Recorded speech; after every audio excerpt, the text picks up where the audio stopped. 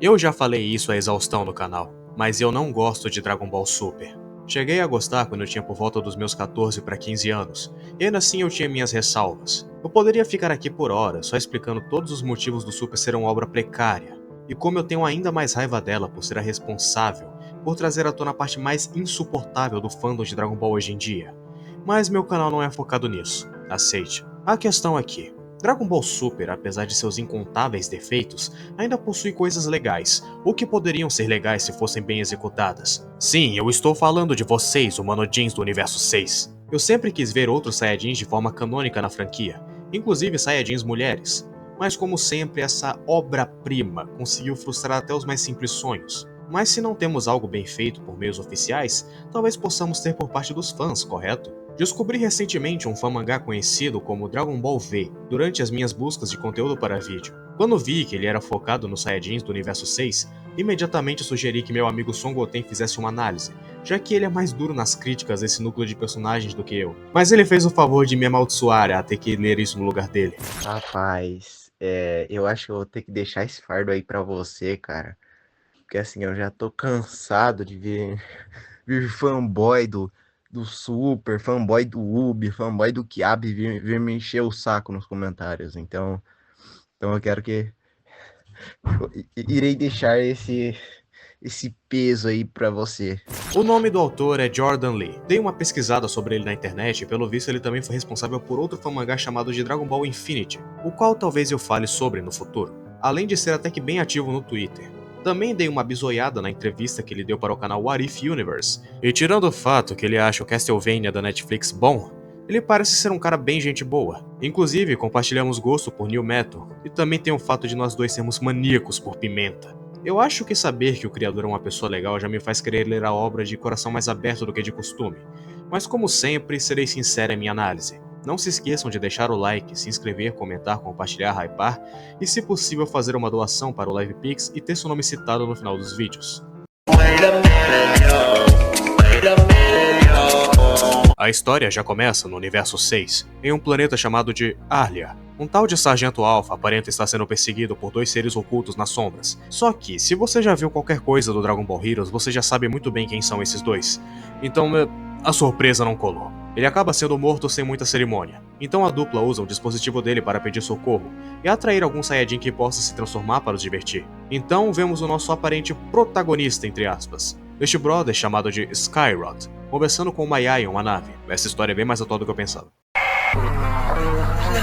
Look at you, hacker. Após receber o sinal, ele vai ver o que houve, se deparando não apenas com o Alpha morto, como também os seus algozes. Eu acho curioso como poucos minutos atrás ele estava se achando pica nas lutas, mas o cara pediu por misericórdia logo no começo do confronto. Nosso grande protagonista, entre aspas, senhoras e senhores.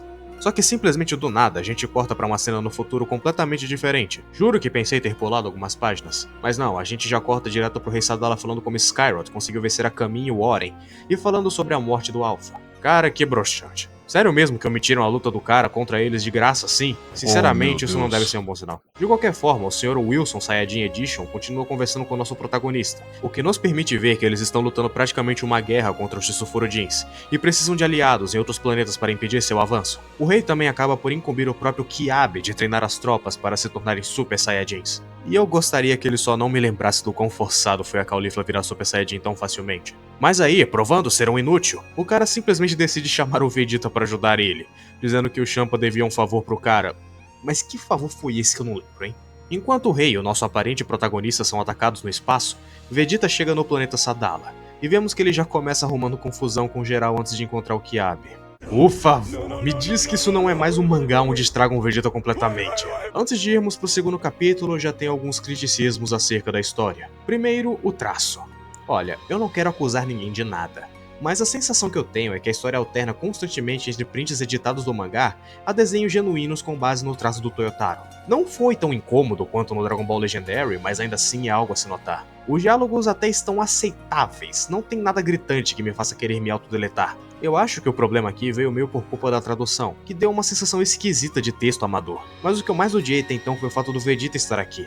Mas eu só vou entrar em detalhes mais tarde. O rei e o nosso aparente protagonista estão em apuros. Então ficamos sabendo que Skyrod estava possuído pelo Warren esse tempo todo. Então a minha reclamação de antes acabou sendo anulada. Nem sei porque eu não previ isso. Eu não entendi muito bem porque o rei colocou essa máscara. Acho que não ficou muito claro se eles tinham aberto um buraco pro vácuo do espaço ou se é uma medida para ele não ser infectado.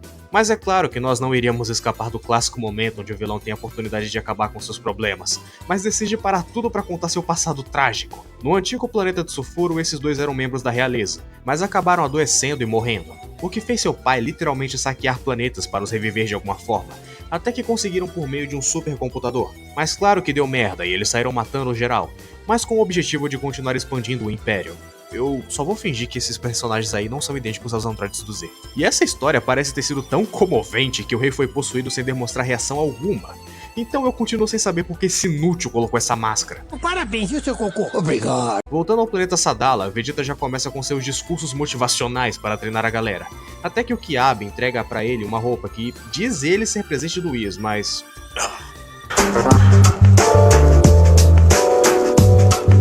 Vegeta leva os guerreiros até a arena do planeta, e após se explicar resumidamente como funcionam as transformações de Super Saiyajin, ele ordena que Kiabi lute contra os mais fortes que estão na arena. E é aqui que a arte volta a falhar, pois a luta é bem ruim, não tem como defender. Zero coreografia e muitas vezes sequer dá pra entender o que tá acontecendo. Sim, gente, eu sei que fazer boas lutas não é fácil, mas eu vou fazer o que se o resultado não tá legal? Ai, uma hora eu vou me cansar de ter que ficar explicando o óbvio pros outros. Vegeta volta a dar lições para seus novos discípulos, inclusive falando como o Kiabi não pode ficar dependendo do Super Saiyajin. Mas o que eu mais gostei aqui foi que ele cita o Goku indiretamente e o chama de velho amigo. Eu sei que é um detalhe meio besta, mas poxa vida, esse Vegeta já tá melhor do que na maioria dos famangás. Então, pra forçar todos até o limite, Vegeta luta contra todos ao mesmo tempo, até que ameaça destruir o planeta com seus poderes, reforçando como todos ali têm família pra proteger. Movidos pela fúria e o desejo de proteger os que amam, os guerreiros conseguem não só se transformar, como também ganhar o sorriso de satisfação do Vegeta.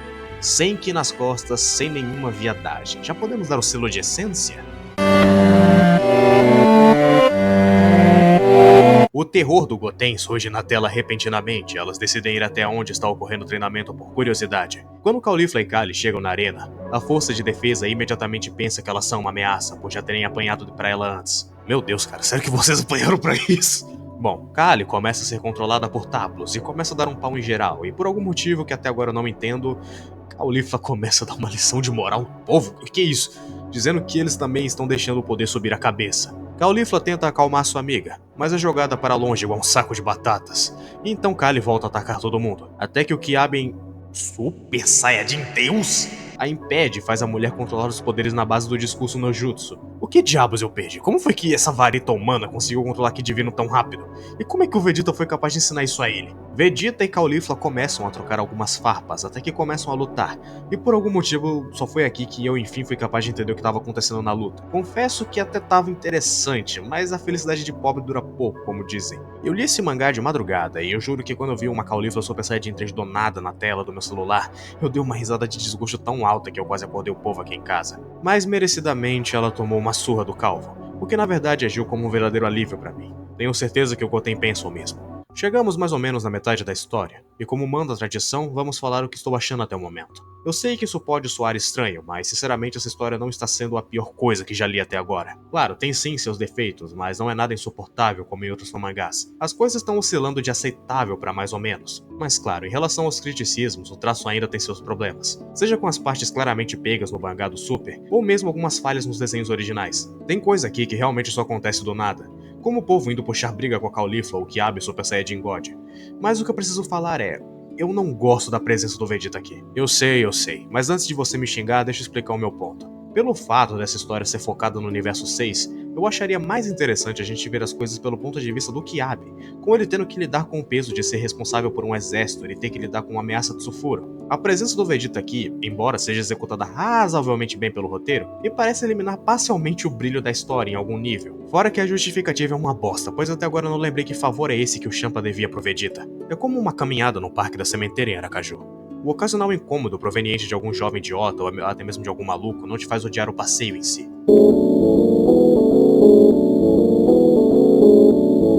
Enfim, vemos o tal planeta Gardenia, cujo seu povo é curiosamente inspirado em plantas, tanto fisicamente quanto nos nomes. Eles são assim, pois no passado eles foram invadidos por uma raça superior e fizeram uso de armas biológicas para vencer seus inimigos, mas como consequência eles evoluíram para se fundir à vida selvagem, além de terem uma cultura que parece mesclar o oriental com o greco-romano. Este povo tem sua aliança com Sadala, mas essa aliança logo é posta à prova quando o rei possuído invade o planeta e começa sua dominação. Em paralelo, Vegeta e Kiabi continuam treinando, só que no espaço, e perto de Gardenia, o que é notado pelo rei e essa figura...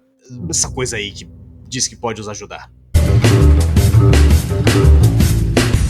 Bom, esse baixinho cearense aí é um Tequiano, um sobrevivente da tal raça que tentou colonizar Gardenia tempos atrás. Ele se oferece para ajudar a dupla de irmãos pela vingança contra aquele povo, hackeando as tecnologias. Então os irmãos acabam vendo uma filmagem do Vegeta treinando a galera em Sadala e o reconhecem. Homens, queimem a vila e o templo de Atenas. Destruam tudo e todos. Vamos saudar nosso senhor Ares. Vamos, homens, acabem com tudo! Então, o Heroes é canônico aqui de alguma forma? Em meio ao ataque àquele planeta, esse rapaz chamado de Teragon assume uma forma para enfrentar seus invasores. Por ser membro de uma raça de plantas, ele é capaz de extrair energia do sol e virar uma espécie de Super Saiyajin, mas se ficar assim por muito tempo acaba ressecando e morrendo. Criativo, admito. Ele até tenta enfrentar o rei possuído, mas acaba se lascando e é capturado. Em meio a diálogos deles, falando sobre transformar os Sulfurudins em uma raça superior, vemos que a essa altura a história ainda introduz novos personagens. No caso, o Rito, que está em busca do Vegeta. Os vilões mandaram um clone de um dos Tsufuros do começo da história para ir atrás do Vegeta, mas claro que ele não é páreo, e o Calva acaba deixando ele escapar.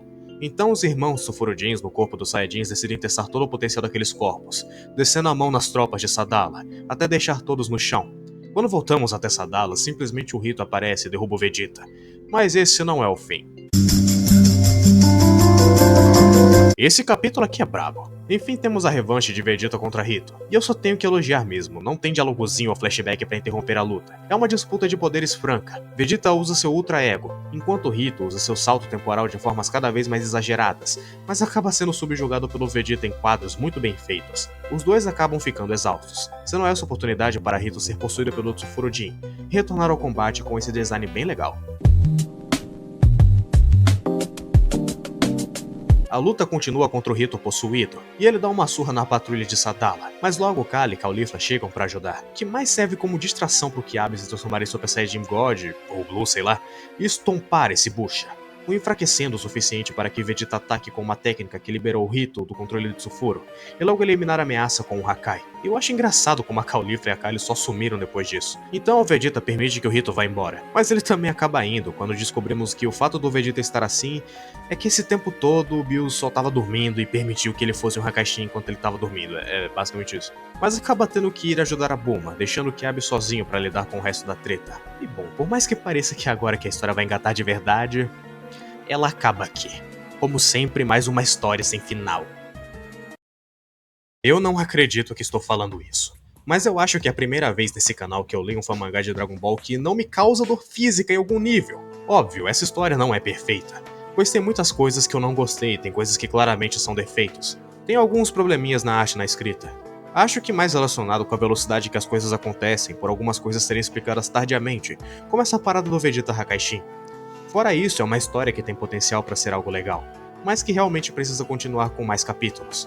Só de não ter efeito Yongji, de vilão unidimensional, história genérica e coisas assim, já ganhou uns bons pontos comigo. Não sei se Jordan tem intenção de continuar com Dragon Ball V, mas de qualquer forma eu desejo tudo de bom pra ele e seus futuros projetos. Por enquanto é isso. Fiquem com Deus e até mais.